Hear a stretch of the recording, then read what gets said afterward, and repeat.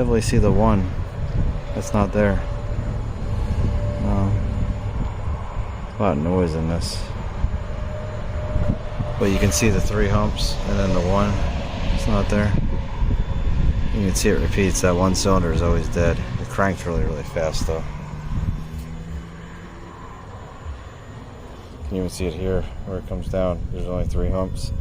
So we definitely got a dead cylinder. Or not dead, but a low cylinder.